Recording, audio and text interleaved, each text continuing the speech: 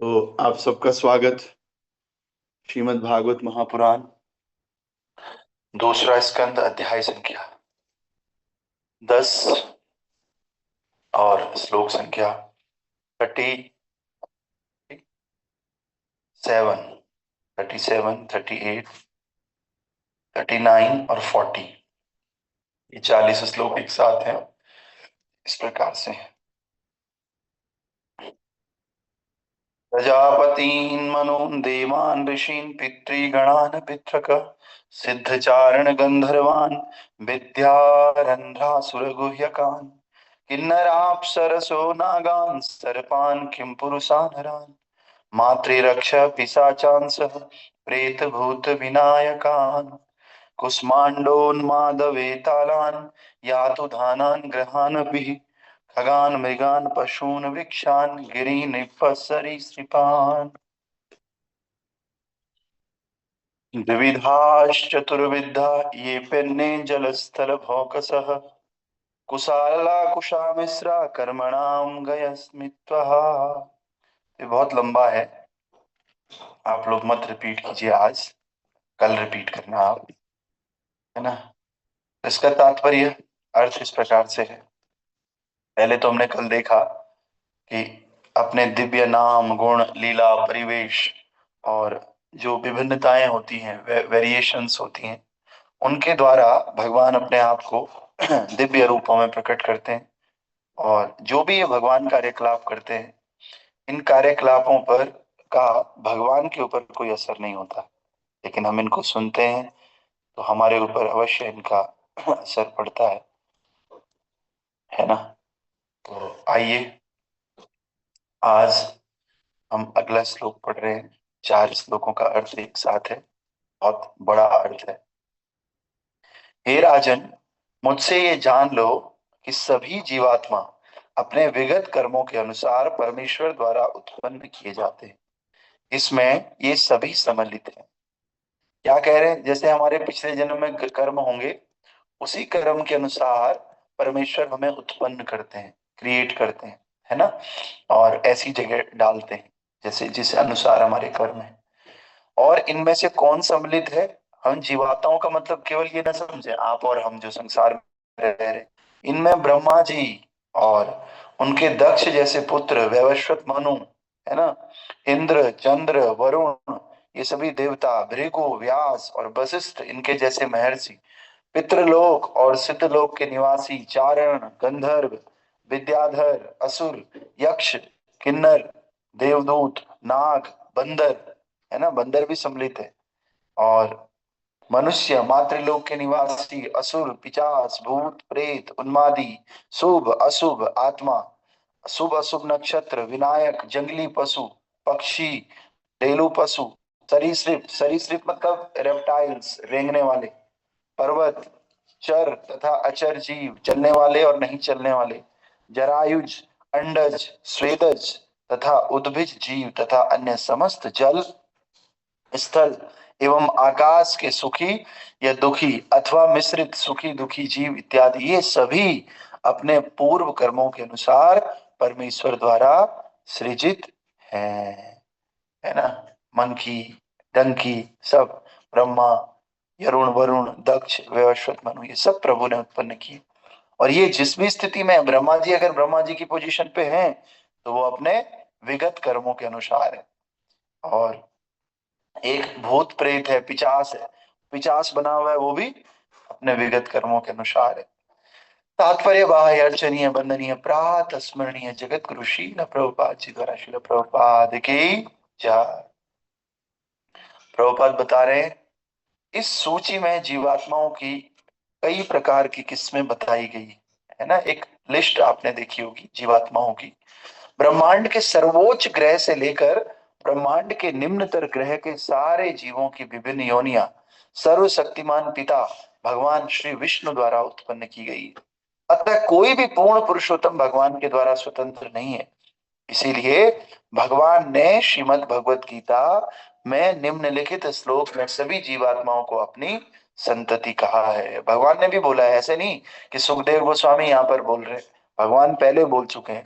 सर्वयोनिषु कौन्तेय मूर्तया संभवन्ति या तासाम ब्रह्म महद्योनि अहम बीज प्रदपिता। है ना। तो भगवान कह रहे हैं जितनी भी योनि है हे कुंती पुत्र, ये सब मेरे द्वारा उत्पन्न है और मैं इन सब का बीज देने वाला पिता हूँ। तो हम सबके पापा भगवान है। प्रकृति की तुलना माता से की गई है।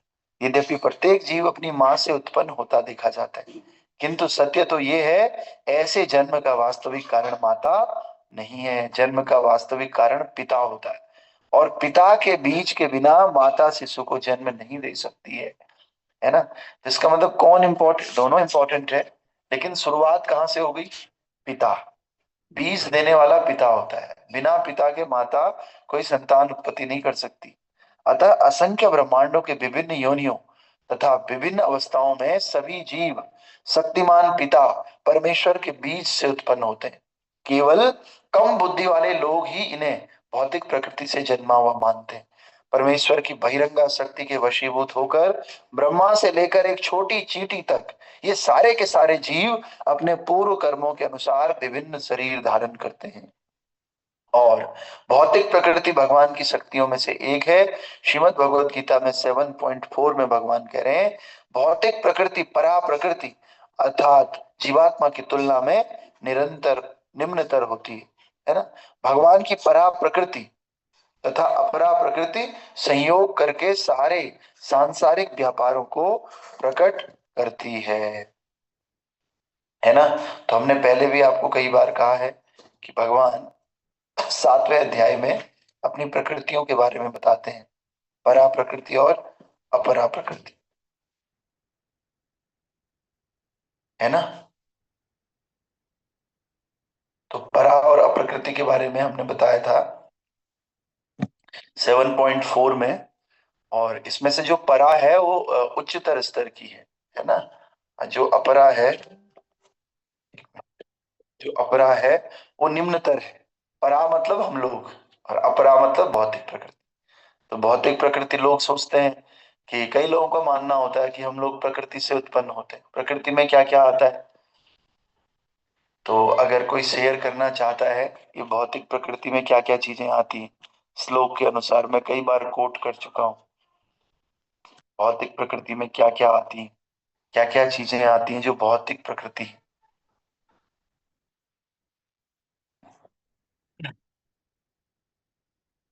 भौतिक प्रकृति में क्या क्या चीजें आती हैं, आप हाथ उठा के भी बता सकते हैं, मैसेज भी कर सकते हैं, आपकी चॉइस है। अरे सबको पता है भौतिक प्रकृति।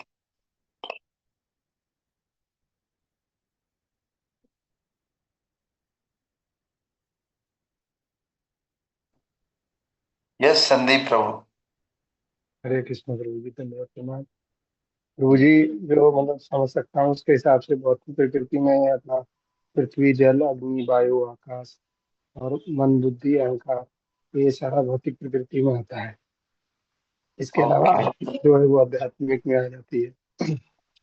हाँ सबके आंसर हो सकता है मिलते जुलते हो, तो आप लोग ये मत समझो कि एग्जैक्ट आंसर ही देना है हमको, है ना। बस आपका शेयर, आपका व्यू ले रहे हैं हम तो, है ना। और कोई सौर्य प्रो कह रहे रजोगुण तमोगुण और सतोगुण, ये भी हो है माइंड, ये भी है। और कोई, दो ही लोग हैं बस, बताओ। दुनिया भर के लोग हैं फिर भी दो ही लोग आंसर बता रहे हैं। भौतिक प्रकृति में क्या क्या चीजें आती? अरे भौतिक प्रकृति छोड़ो, इस प्रकृति में आपको क्या क्या चीजें दिखती है बस वो बता दो आप। हाँ, हाँ शरद प्रभु अंदर ही अंदर कह रहे हैं वायु जल। प्रभु जी माइक अनम्यूट करके बता दीजिए। हरे कृष्णा प्रभु जी, दंडवत प्रणाम यस जी। प्रभु जी। हाँ प्रभु जी, यही यस वायु, प्रभु। जल, भूमि, आकाश। और क्या, कितना सिंपल है, पता नहीं लोग क्यों सोच रहे हैं इतना आसान है, सब दिख तो रहा है वहां। मैं ये थोड़ी कह रहा हूँ श्लोक बोलो, श्लोक तो मैं बोलूंगा अभी। भूमि रापो नलो वायो खम मनो बुद्धि रहे बचो अहंकारम इति में भिन्ना प्रकृति अष्टधा। अष्टधा आठ तरह की चीजें, कोई जल बोल दो, कोई वायु बोल दो, है ना। ऐसे लगता है जैसे कौन सी क्लास में आ गए हम। कुछ देखो, दो तरह की क्लास होती है, जैसे मैं टीचर हूँ, एक क्लास ऐसे होती है कि उसमें घुस के ही मन करता है मैं कब निकलूं यहाँ से, इतना हमला करते हैं सर, मैं करते हैं, वहां वहां भी दिक्कत होती है ज्यादा।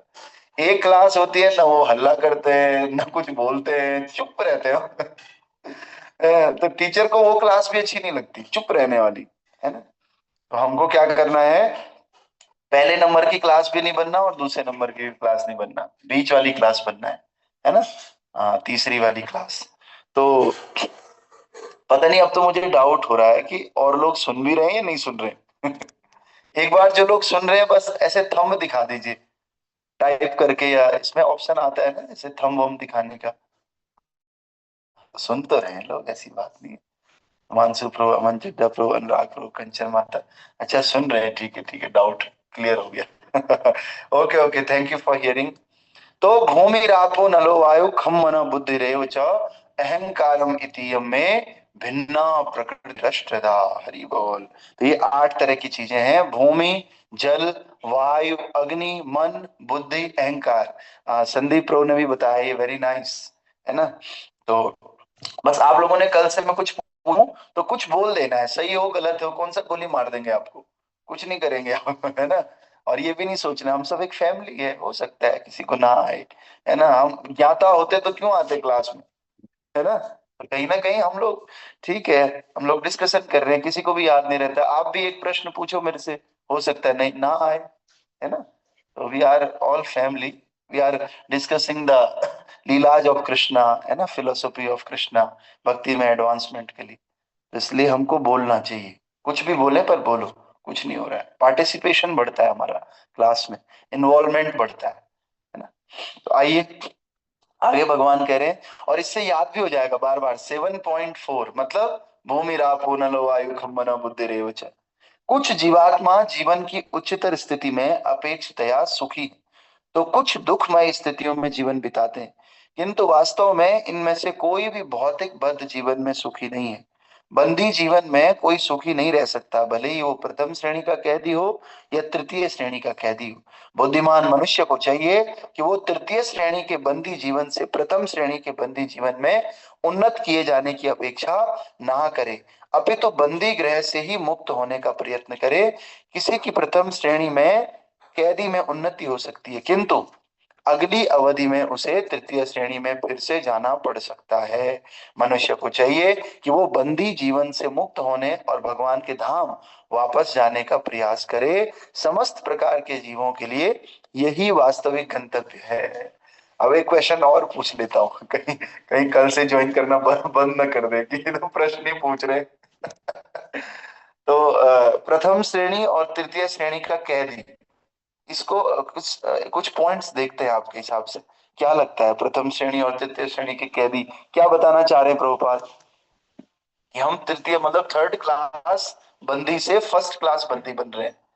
तो इसको कोई समझा सकता है उदाहरण, उदाहरण से। ऑफलाइन भक्त भी कह रहे हैं, मैं बताओ, हाँ क्या मतलब है। श्योर नहीं हूँ, हाँ पर जैसे थर्ड क्लास और फर्स्ट क्लास यानी कि जो मैं मतलब रिच और पुअर लोग होते हैं, हाँ जिनके पास बहुत ठीक, ऐश्वर्य और कुछ ऐसे ठीक है ठीक है। हाँ तो चलो, अब ऑनलाइन भक्त रहने दो। ऑफलाइन भक्तों ने बताया, कोई बहुत गरीब है, वो गरीब कैदी है, संसार में तो है ही। अब उस गरीब ने क्या कर दिया, खूब पैसा कमा दिया और अच्छा घर बना लिया, गाड़ी वाड़ी सब आ गई। अब वो फर्स्ट क्लास का हो गया, पहले वो थर्ड क्लास का कैदी था और अब वो फर्स्ट क्लास का कैदी, लेकिन है तो जेल के अंदर ही, इस भौतिक संसार के अंदर। असल में हमारी प्रगति तब होती जब हम इस संसार से निकलने का कुछ प्रयास करते, है ना। तो ऐसे ही संसार में आपने देखा होगा, लोग बोलते हैं क्या, कि अरे बच्चे तो बड़े कामयाब हैं उनके, बस यही तो चाहिए जीवन में आदमी को, बच्चे बस लायक हो जाए, बच्चे कामयाब हो जाए, बच्चे थर्ड क्लास से फर्स्ट क्लास के कैदी बन जाए बस। और क्या चाहिए हमें, ना। हमें कैदी बनना ही तो हमारा मकसद है। इसलिए हमको कैदी नहीं बनना है, हमको इस कैद से निकलने के लिए प्रयास करना है, ठीक है। तो कल हम आगे पढ़ेंगे। अभी देखते हैं, एक मुश्किल लग रहा है मुझे। यस प्रभु जी, सॉरी प्रभु। हरे कृष्णा प्रवीण प्रणाम। तो एक क्वेश्चन था, जैसे कोई व्यक्ति है, या मतलब वो उसका जस्ट जैसे माँ है, उसका बच्चा जस्ट पेट में ही है, अब वो पेट में ही मर गया तो उस बच्चे का मतलब उसको फिर से मनुष्य जन्म मिलता है या क्या होता है? हम्म।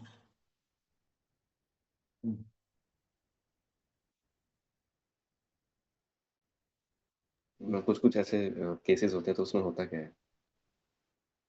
हाँ, कुछ लोग बीच में ही मर जाते हैं। एक्चुअली उसकी अवधि तो खैर वहां पेट में ही शुरू हो गया ना, सांस चलना तो पेट में ही स्टार्ट हो गया था। तो उस बेचारे के कुछ ऐसे कर्म होंगे पिछले जन्म के कि उसको बाहर ही नहीं आने दिया अंदर ही अंदर उसको मार दिया है ना। और इसमें कुछ हमारी भी गलती होती है ना, हम उस जीवात्मा को बाहर ही नहीं आने दे रहे। तो इसीलिए जो भ्रूण हत्या है या ये सब बहुत बड़ा पाप है ना। तो महाराज तो स्पेशली बोलते हैं, आपने जैसे हमारा महाराज क्या बोलते हैं, एक फॉर्म बनाते हैं, उस फॉर्म में लिखते हैं कि कभी भ्रूण हत्या तो नहीं करोगे। एक हमारे पास एग्जाम्पल है देहरादून में ही, ये आप तो जानते हो, सॉरी प्रभु, नवीन प्रभु नाम है उनका, उधर क्लेमेंट टाउन में है। उनकी दो तीन बिटिया हो गई थी, एक और बिटिया थी छोटी। तो छोटी बिटिया थी, वो सोच रहे थे दो तीन हो गई, दो तीन हो गई, अब इसको अबॉर्ट करवाएंगे, हम इसको नहीं रखेंगे। पता चल गया, उन्होंने चेक कर लिया ये बेटी। अब जब चेक किया उन्होंने, तो उनने कहा चलो थोड़ा इस्कॉन चले जाते हैं और वहीं से आते हुए पता कर लेंगे कितने रुपए लगेगा ये अबॉर्ट करवाने का, भ्रूण हत्या करवाने का। दोनों हस्बैंड वाइफ उधर गए। तो उधर उनकी किस्मत बहुत अच्छी थी। उधर परम पूज्य नव योगेंद्र स्वामी महाराज का कथा हो रहा था। कहाँ पर? पंजाबी बाग इस्कॉन में।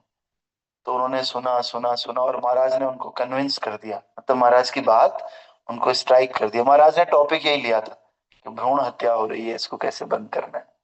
तो महाराज से इंस्पायर होके, कन्विंस होके, उन्होंने फिर वो अबॉर्शन का प्लान कैंसिल कर दिया। और अभी भी वो बच्ची है, अब वो बड़ी हो गई। तो वो बच्ची अभी भी है, उसका नाम फिर कृष्णा रखा हुआ है, पता नहीं, मैं भूल गया क्या रखा हुआ है, आजकल संपर्क है नहीं, है ना। तो इसलिए उधर क्लेमन टाउन जाना होता नहीं है। ममता माता है क्लास में, नहीं, इनसे भी संपर्क आजकल है नहीं, बहुत मिलना जुलना। तो भूल गया मैं उस बच्चे का नाम था। दो तीन बच्चियां हैं वो। अभी गया मैं एक दिन प्रोग्राम करने उधर शाम को, लेकिन वो बच्ची देखो कितनी बढ़िया, हरे कृष्णा प्रभु जी, इधर काम करती है, सेवा में हेल्प करती है ना, स्कूल जाती है बैग लटका के। अब सोचो, गई तो गई ना, अगर मार दिया होता गर्भ में बेचारी को, तो वो जीव का कितना बड़ा पाप लगता है। अब वो क्या ही खा ले रही है हमारा, कुछ भी नहीं खा रही है बेचारी, है ना। जैसे और पल रहे हैं वैसे वो भी पल रही है। और उसके बाद, उस बच्ची के पैदा होने के बाद एक बच्चा भी हो गया, फिर एक लड़का हो गया उनका। तो उसके बर्थडे में भी हम लोग गए थे, जन्मदिन दो बार मनाया उन्होंने, दो बार हमको बुला दिया उधर।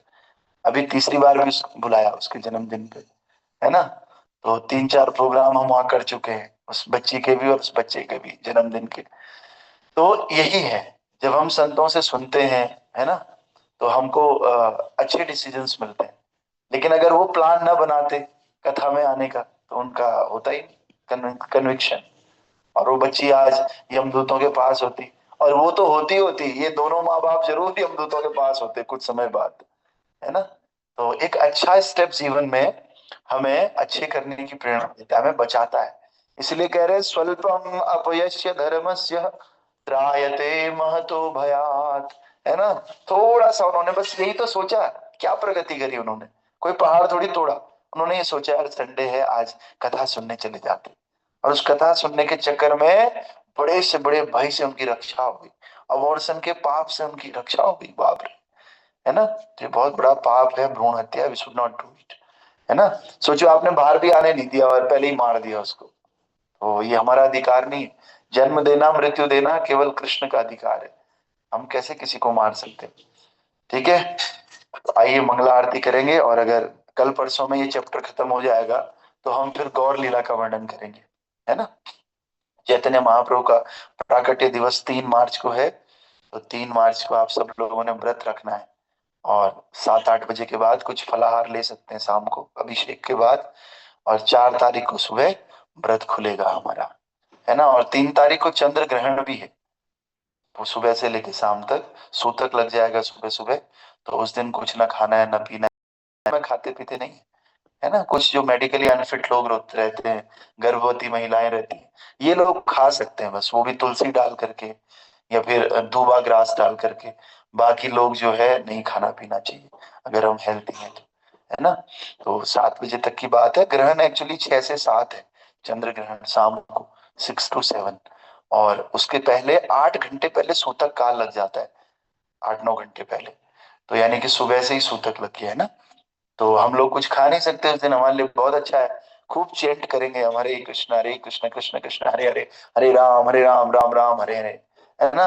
तो उस दिन हम लोग जपा मैराथन रखेंगे, सुबह से कहीं जाना है नहीं, है ना। घर में जपा मैराथन रखेंगे, खाना भी नहीं है, और शाम को थोड़ा सा अभिषेक करेंगे, ऑनलाइन आपको दिखा देंगे यहीं से, गौर निताई का अभिषेक, है ना। और अभिषेक दिखा करके फिर हो गया शाम को। ठीक है, शिला प्रभुपाद की जय। संसार दावानल लीला।